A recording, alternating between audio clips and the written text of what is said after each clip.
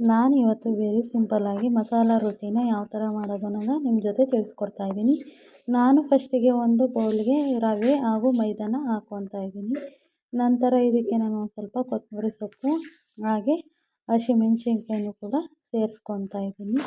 ಅದಾದ ನಂತರ ನಾನು 2ರಿಂದ 3 ಈರುಳ್ಳಿನೂ ಕೂಡ ಕಟ್ ಮಾಡಿ ಇಟ್ಕೊಂಡಿದ್ದೆ, ಅದನ್ನು ಕೂಡ ಇವಾಗ ಸೇರಿಸ್ಕೊತಾ ಇದ್ದೀನಿ. ಇದನ್ನು ನಾನು ಒಂದು ಸ್ವಲ್ಪ ಇವಾಗ 2 ಕ್ಯಾರೆಟ್ ತುರಿನೂ ಕೂಡ ಹಾಕ್ಕೊತಾ ಇದ್ದೀನಿ. ಕ್ಯಾರೆಟ್ನೂ ಕೂಡ ನೋಡ್ತಾ ಇರ್ಬೋದು ನೀವು. ಹಾಗೆ ರುಚಿಗೆ ತಕ್ಕಷ್ಟು ಒಂದು ಸ್ವಲ್ಪ ಉಪ್ಪನ್ನು ಕೂಡ ನಾನು ಸೇರಿಸ್ಕೊತಾ ಇದ್ದೀನಿ. ಇವಾಗ ಉಪ್ಪನ್ನು ಸುಧಾ ಹಾಕ್ಕೊತಾ ಇದ್ದೀನಿ, ನೋಡ್ತಾ ಇರ್ಬೋದು ನೀವು. ಇವಾಗ ನಾನು ಅದಕ್ಕೆ ಒಂದು ಸ್ವಲ್ಪ ಈ ಥರ ಮಿಕ್ಸ್ನ ಕೊಟ್ಕೊತಾ ಇದ್ದೀನಿ. ಸ್ವಲ್ಪ ವಾಟರ್ ಆಗಿ ಈ ಥರ ಮಿಕ್ಸರ್ ನಾನು ಕೊಟ್ಕೊತಾ ಇದ್ದೀನಿ. ನಂತರ ನಾನು ನೀರನ್ನು ಕೂಡ ಸೇರಿಸ್ಕೊತಾ ಇದ್ದೀನಿ. ಇದಕ್ಕೆ ನೋಡ್ತಾ ಇರ್ಬೋದು ತುಂಬ ಚೆನ್ನಾಗಿರುತ್ತೆ ಈ ಥರ ರೊಟ್ಟಿ ಮಾಡ್ಕೊ ತಿನ್ನೋದ್ರಿಂದ. ನೀವು ನನ್ನ ಹೋದ ವಿಡಿಯೋದಲ್ಲಿ ಪಾಲಕ್ ಸೊಪ್ಪು ಹಾಗೂ ಸಬ್ಬಸಿಗೆ ಸೊಪ್ಪು ರೊಟ್ಟಿನ ನೋಡಿರ್ಬೋದು. ಇದು ಮಸಾಲ ರೊಟ್ಟಿನ ಇವಾಗ ಮಾಡ್ತಾಯಿದ್ದೀನಿ. ಇದಕ್ಕೆ ಕಾಂಬಿನೇಷನ್ ಆಗಿ ನಾನು ಸ್ವಲ್ಪ ಟೊಮೊಟೊ ಗೊಜ್ಜನ್ನ ಮಾಡ್ಕೊಳ್ಳೋಣ ಅಂತ ಒಂದು ಪ್ಯಾನ್ ಇಟ್ಟು ನಂತರ ಒಂದು ಸ್ವಲ್ಪ ಎಣ್ಣೆನ ಸೇರಿಸ್ಕೊತಾ ಇದ್ದೀನಿ.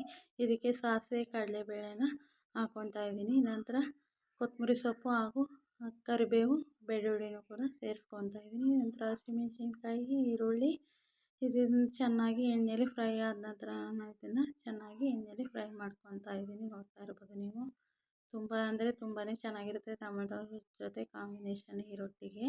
ಇದಕ್ಕೆ ನಾನು ಏನು ಕಟ್ ಮಾಡಿ ಇಟ್ಕೊಂಡಿದ್ದೆ ಟೊಮೊಟೊನ ಕೂಡ ಸೇರಿಸ್ಕೊತಾ ಇದ್ದೀನಿ. ಇವಾಗ ನಾನು ಇದನ್ನು ಚೆನ್ನಾಗಿ ಎಣ್ಣೆಯಲ್ಲಿ ಫ್ರೈ ಆದ ನಂತರ ನಾನು ನೋಡ್ತಾ ಇರ್ಬೋದು ಚೆನ್ನಾಗಿ ಎಣ್ಣೆಯಲ್ಲಿ ಫ್ರೈ ಮಾಡ್ಕೊತಾ ಇದ್ದೀನಿ. ಇವಾಗ ನಾನು ಇದನ್ನು ಬೇಯ್ತಾ ಇದೆ ಚೆನ್ನಾಗಿ.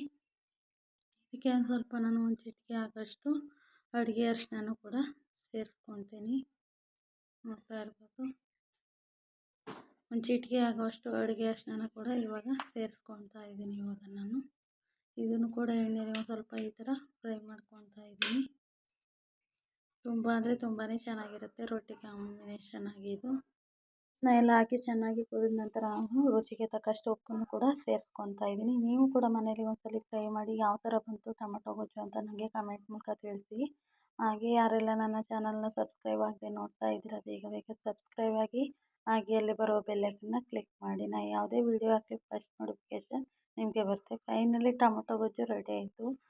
ಅದಾದ ನಂತರ ನಾನು ರೊಟ್ಟಿನ ತಟ್ಕೊಳ್ಳೋಣ ಅಂತ ತವಾನ ಕಾಯ್ಲಿಕ್ಕೆ ಇಟ್ಟಿದ್ದೀನಿ. ನೋಡ್ತಾ ಇರ್ಬೋದು ನೀವು. ಫಸ್ಟಿಗೆ ನಾನು ರೊಟ್ಟಿನ ಈ ಥರ ತಟ್ಕೊತಾ ಇದ್ದೀನಿ. ತುಂಬಾ ಚೆನ್ನಾಗಿ ಬರುತ್ತೆ ರೊಟ್ಟಿ ಈ ಥರ ತಟ್ಟೋದ್ರಿಂದ. ನೋಡ್ತಾ ಇರ್ಬೋದು ನೀವು. ನೀವು ಕೂಡ ಮನೇಲಿ ಒಂದು ಸತಿ ಟ್ರೈ ಮಾಡಿ ನನಗೆ ಕಮೆಂಟ್ ಮೂಲಕ ತಿಳಿಸಿ ಯಾವ ಥರ ಬಂತು ರೊಟ್ಟಿ ಅನ್ನೋದನ್ನು. ಸ್ವಲ್ಪ ಎಣ್ಣೆನೂ ಕೂಡ ನಾನು ಸೇರಿಸ್ಕೊತಾ ಇದ್ದೀನಿ. ನೋಡ್ತಾ ಇರ್ಬೋದು ತುಂಬಾ ಚೆನ್ನಾಗಿ ಬಂತು ರೊಟ್ಟಿ. ನಂತರ ನಾನು ಇನ್ನೊಂದು ರೊಟ್ಟಿನೂ ಕೂಡ ಹಾಕ್ಕೊತಾ ಇದ್ದೀನಿ. ಇವಾಗ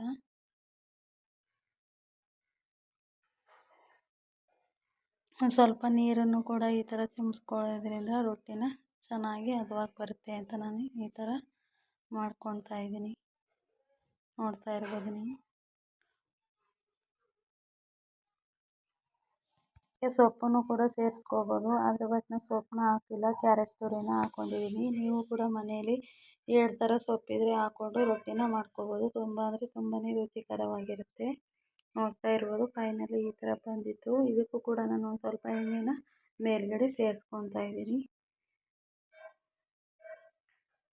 ರೊಟ್ಟಿ ಮಾಡ್ಕೊ ತಿನ್ನೋದ್ರಿಂದ ತುಂಬಾ ಆರೋಗ್ಯಕ್ಕೆ ಒಳ್ಳೆಯದು. ನಾನು ಯಾವ ಥರ ರೊಟ್ಟಿನ ಮಾಡ್ತೀನಿ ನಾನು ನಿಮ್ಮ ಜೊತೆ ತಿಳಿಸ್ಕೊಡ್ತಾ ಇದ್ದೀನಿ. ಈ ಥರ ಬೆಂದ ನಂತರ ನಾನು ಇದನ್ನು ಈ ಥರ ತಿರುವ್ಕೊತಾ ಇದ್ದೀನಿ. ಫೈನಲಿ ರೊಟ್ಟಿನೂ ಕೂಡ ನಾನು ಸುಟ್ಟಾಯಿತು. ನಂತರ ನಾನು ಇವಾಗ ಸರ್ವ್ ಮಾಡ್ಕೊತಾ ಇದ್ದೀನಿ. 1ರಿಂದ 2 ರೊಟ್ಟಿನ ತಿನ್ಬೋದು. ರೊಟ್ಟಿ ತಿನ್ನಲ್ಲ ಅನ್ನೋರು ಕೂಡ ಈ ಥರ ಮಾಡಿಕೊಟ್ರೆ ಒಂದ್ಸರಿ ತಿಂತಾರೆ. ನೀವು ಕೂಡ ಮನೇಲಿ ಒಂದ್ಸತಿ ಟ್ರೈ ಮಾಡಿ ಯಾವ ಥರ ಬಂತು ಅಂತ ನನಗೆ ಕಮೆಂಟ್ ಮೂಲಕ ತಿಳಿಸಿ. ಫೈನಲಿ ರೊಟ್ಟಿ ರೆಡಿ ಆಯಿತು. ನೋಡ್ತಾ ಇರ್ಬೋದು ತುಂಬಾ ಚೆನ್ನಾಗಿ ಬಂದಿತ್ತು ರೊಟ್ಟಿ ಮಾತ್ರ. ಇವಾಗ ನಾನು ಹಸ್ಬೆಂಡ್ಗೆ ಹಾಕ್ಕೊಡ್ಬೇಕು, ಸರ್ವ್ ಮಾಡ್ಕೊತಾ ಇದ್ದೀನಿ. Thank you for watching.